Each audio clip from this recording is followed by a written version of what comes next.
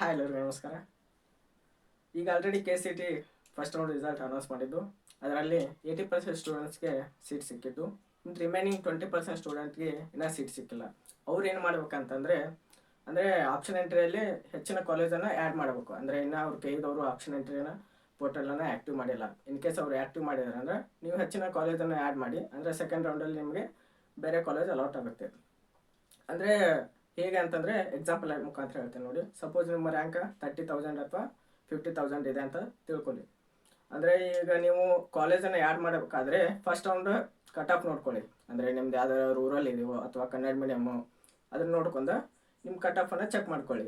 Suppose ನಿಮ್ಮ rank 30,000 ಇದ್ದು ನಿಮ್ಮ ಅಂದರೆ ಬೇರೆ ಕಾಲೇಜ್ ಹಾಕ್ತೇನೆ ಅಂತಂದರೆ ಅದರಲ್ಲಿ ಕಟ್ ಆಫ್ ನೋಡಿ. ಅಂದರೆ 30,000 ಮೇಲ್ಗಡೆ ಅಂದರೆ 31,000, 32,000 ಅಂದರೆ 35,000, 40,000 ಅಷ್ಟು ರ್ಯಾಂಕ್ ಇರುವಂಥ ಕಾಲೇಜನ್ನು ನೀವು ಆ್ಯಡ್ ಮಾಡಿದರೆ ನಿಮ್ಗೆ ಸೆಕೆಂಡ್ ರೌಂಡಲ್ಲಿ ಕಾಲೇಜ್ ಸಿಗುವಂಥ ಚಾನ್ಸಸ್ ಜಾಸ್ತಿ ಇರುತ್ತೆ.